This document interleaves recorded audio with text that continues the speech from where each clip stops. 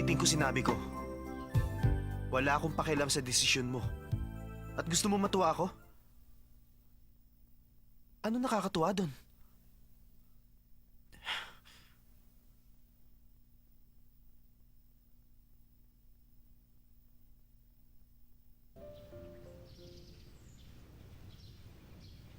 Ang tagal mong nawala, kaya hindi mo alam ang mga lessons natin. Oo nga.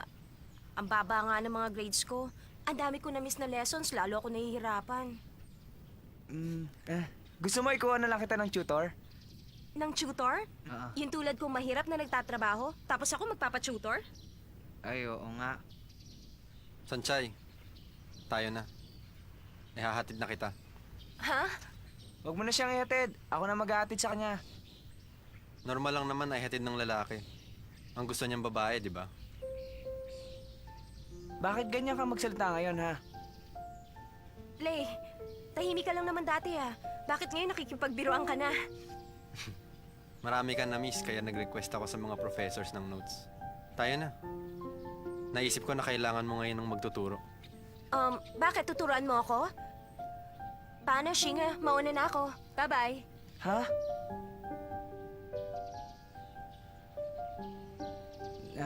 Nakakainis naman si Watsilay. Tuwing tutulungan ako sa Sanchay, lagi siyang nakikialam. Bakit ganun? Nawala na nga si Daming Sis, siya naman ang pumalit.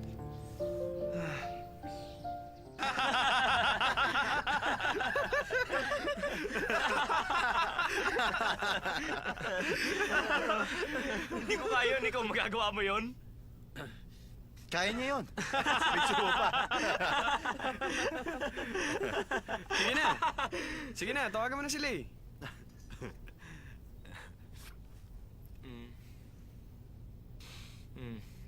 Ayaw sagutin. I-text mo na lang. Huwag mo na i-text. Siguradong busy yun. Dahil magkasama sila ngayon ni Sanchay. Ha? Hindi nyo ba alam? Sila na ngayon si Sanchay. Lasing ka na yata. Hindi ako lasing. Ang tagal kong tulog. Ngayon lang ako nagising.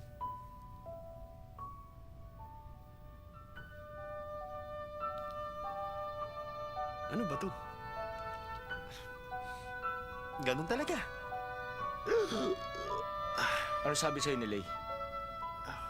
Sabi nila eh, kung talagang ayaw ko na raw kay Sanchay, pabayaan ko na lang sila. Total, nagpaubaya din naman daw siya noon.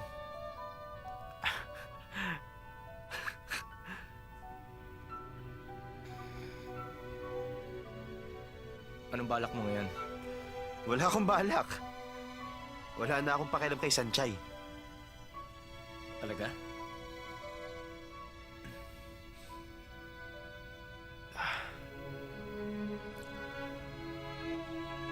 Gagawin ko sinabi ni Lay.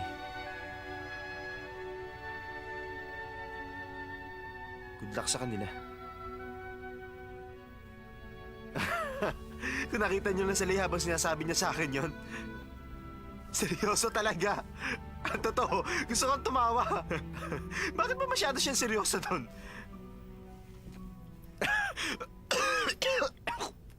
Ay, isa pa. Sandali. Inuubo lang ako.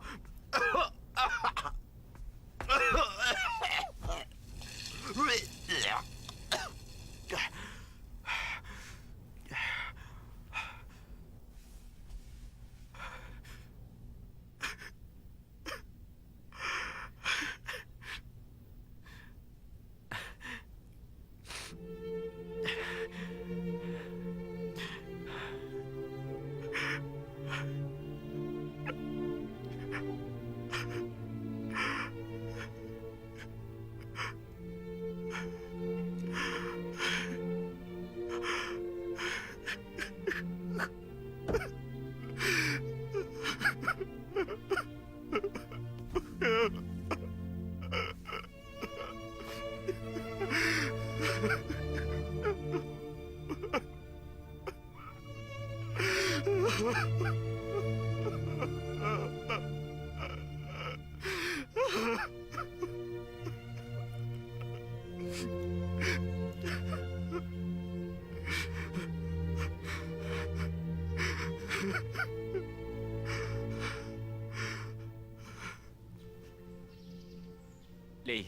hindi mo naman ugali ang makialam, hindi ba? Bakit ngayon nagkakaganyan ka? Hindi na kita maintindihan eh. Hindi ko naisip na magagawa mo yan. Hindi ko sinasabing nagbago na ako. Pero iba na ngayon ang sitwasyon. Palagay niyo ba, may pag-asa pang magkabalikan sina Asa at Sanchay? Pwede silang magkabalikan. Kaya lang lagi ka nakikialam. Gusto mo ba mag-away na naman kayo ni Aso, kagaya ng nangyari noon? Wala akong magagawa. Anong sabi ni Asa? Tumawa lang siya ng tumawa kagabi. Lasing na lasing siya. Good luck daw sa inyo. Ewan ko kung totoo yun. O gusto lang niyang itago ang sakit na nadarama niya. Hindi sa kinakampihan ko siya. Pero bakit si Sanchay ay papalit mo kay Chin? Huwag niyong isipin na akong masama dito. Hindi ko papalitan si Chin. At hindi pa nakipbutas si Sanchay. Huwag mo na silang pagkumparahin. Bakit ba lagi mong ginagawang komplikado ang lahat? Una si Chin, ngayon si Sanchay.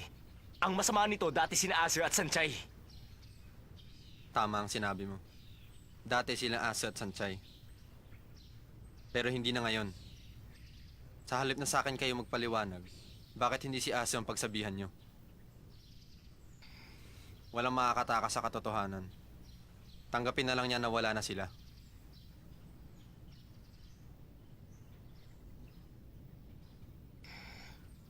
Huwag mong sabihin kagabi lang niya nalaman na mahal niya si Sanchay. Baka naman hindi lang kagabi. Baka matagal na niyang pinipigil yun. Ex-fiancé ni Daomingse, huwag mo akong kulitin. Sige na, sabihin mo sa akin kung nasaan si Sanchay. Hindi pa kami nagkita mula nang bumalik siya. Eh ano bang kailangan mo? Namimiss ko na siya, gusto ko siyang makita. Shimen Meitsuo. Sila ang tanungin mo. Sige, dyan ka na. Alam niyo ba kung nasaan si Sanchay? Tinatanong ko siya, ayaw naman sabihin. Si Sanchay, Hindi ko alam. 2 araw na siyang kasama ni Lei. Nagre-review yata. Sila na ba uli ni Damingse? Paano naman mangyayari yon? Ayaw na nila sa isa't isa. Kung hindi lang kaibigan ni Sanjay si Lei, hindi na yung lalapit sa F4. Hindi ko yata maintindihan. Nandito na si Sanchay pero si Lei ang lagi niyang kasama. ang alam namin, nagdesisyon na si Aso na tapusin ang relasyon nila. At mukhang sila naman ngayon na may balak manligaw kay Sanchay. Walang kwenta si Daomingse. Tumahimik ka dyan!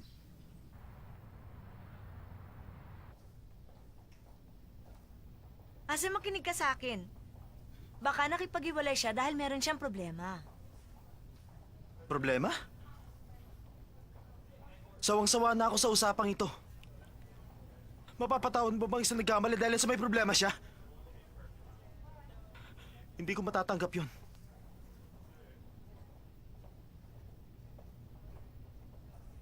Para sabihin ko sa'yo, wala kang kinalaman dito. Huwag kang makikialam.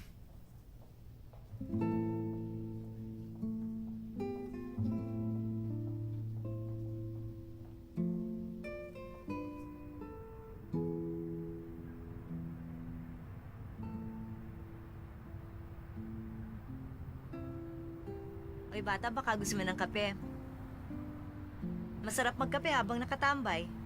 Sige na. Ayoko niyan. Ano bang klaseng sagot yan? Konti na lang ang babaeng katulad ko na nanlilibre ng kape. Ayoko insultuhin ka, pero ang Akin na nga suplado yan, mo... tumahimik ka na dyan.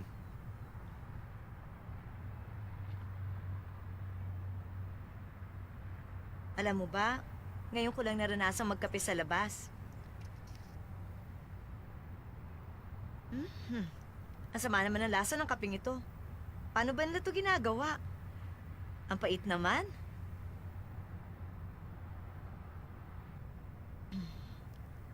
Asa, ang hirap mo pa rin pakisamahan, napakasuplado mo pa rin. Natatandaan mo nung una tayo magkita? Iniwan mo ako mag-isa sa kalsada. Hanggang ngayon hindi ka pa rin nagbabago, tulad ka pa rin ng dati.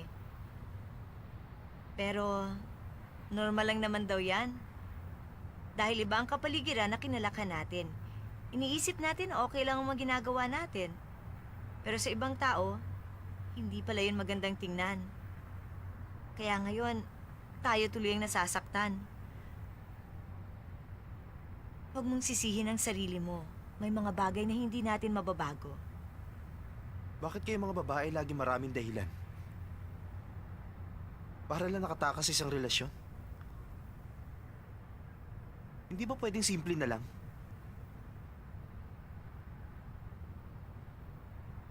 Hindi ko na lang sinabi ko. Ayoko na magsalita. Pakiramdam ko sasabog ang dibdib ko. Umuwi ka na nga.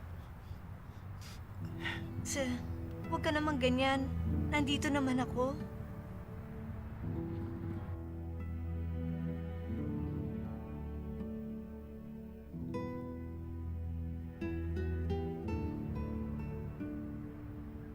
Biro lang. Gusto lang naman kitang pasayahin. Pag uwi ko, umuwi ka na rin kaagad. At pwede ba huwag kang sumimangot? Madali kang tatanda. Masisira ka gwapuhan mo. Alis na ako.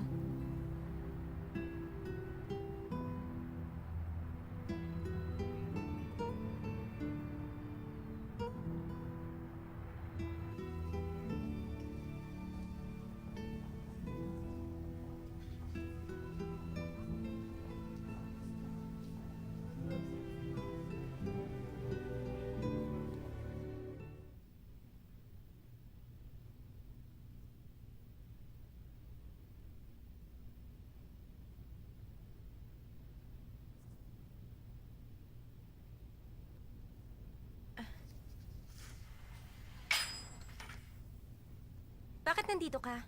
Bibili ng cake. Gusto ko yung grass green cake. Anong grass green cake? Baka green tea cake. Take out ba? Oo, take out. Natatandaan ko pa nung una kang pumunta dito. Sabi ni Mates, hindi ka mahilig sa cake. Nagandahan ka lang sa design, kaya mo binili yon, hindi ba? Talaga? Natatandaan mo pa yon? Yung kaibigan mo si Xiaoyu, bakit wala siya ngayon? Nung nagbakasyon ako sa tabing dagat, siya lang mag-isa dito. Kaya ngayon nandito na ako, siya naman ang nagbakasyon. Isa pa, meron siyang exams kaya hindi siya muna pumasok. Hihintayin na kita lumabas. Hahatid kita. Huwag ka na mag-abala pa. Huwag mo sabihing normal lang sa lalaki ang sunduin ng babaeng gusto niya. Aba, magdududa na ako niyan. Nung sinabi mo yan, naisip ko, lagi na pala kitang sinusundo. Sinundo kita sa probinsya, sa school, at dito. Masyado mo na ako ni-spoil. Baka hindi magtagal itong ginagawa ko. Siguro ang mga sandaling ito ay magiging magandang alaala. Ito ang mga sandaling hindi ko iniisip si Ase. Kaya ko nang ipakita sa'yo kung gaano kita gustong alagaan. Lay, Ang cake ko, Yun nangyari kay Xinghe at Xiaoyu ang magandang halimbawa. Pati sila nadamay. Nahihirapan si Sanchay dahil sa relasyon nyo. Yun ba ang gusto mong mangyari? Si Men, hindi naman makatarungan yun. Kung sila yung magiging boyfriend niya, pareho lang ang magiging problema. Hindi matatanggap ng mga magulang ni Lei si Sanchay. Wala rin pinag-iba. Huwag mo nang palalain pa ang sitwasyon. Gusto mong mag-away na naman sina Lei at Ase? Hindi ko gustong mag-away sila. Sinabi ko lang ang totoo. Kahit sinong samahan ni Sanchay, magkakaproblema pa rin. Kung gano'n ang mangyayari, bakit hindi na lang nila ituloy ang relasyon nila ni Aze?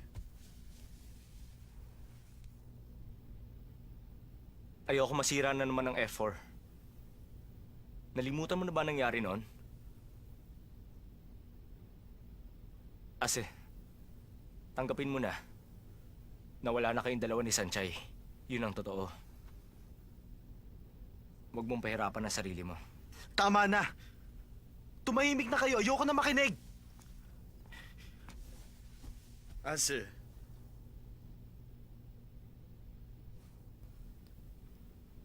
Shimen, siguro nga tama sinabi mo. Pero hindi ko kaya.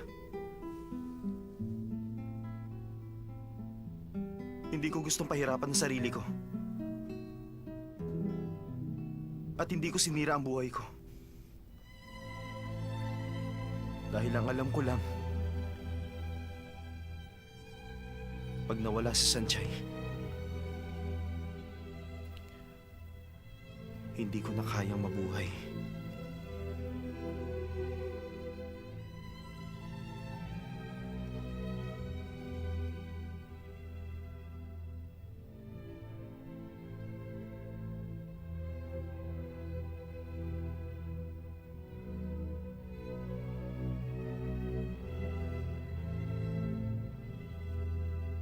Kaya mo na bang mag-isa? Oo naman. Nagtatrabaho na lang ako para hindi ako malungkot. Kung magsalita ka, para kang si Chin. Si Chin? Nung umuwi ako galing France, naiwan siyang mag-isa doon. Pero yun naman ang gusto niya. Kaya umalis ako at iniwan siya. Para kay Chin, mas magiging mahirap kung magkasama kaming dalawa doon. Pero hindi niya naman ako sinisisi. Ikaw nagsisisi ka ba? Nagsisisi ako. Nung nanliligaw ako sa kanya, sumuko ako kaagad. Nagsisisi ako na hindi ako nagtiyaga. Sanchay, alam mo ba? Kapag sumuko ka kaagad at pinalipas mo ang panahon, baka pagsisihan mo ang lahat.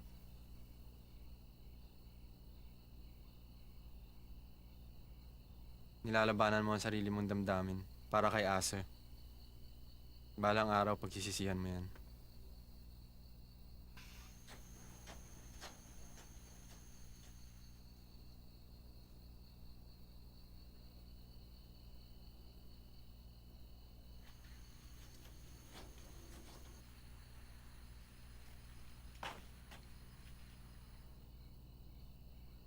Bukas ang ilaw? Bakit kaya? Pinatay ko naman yan kanina.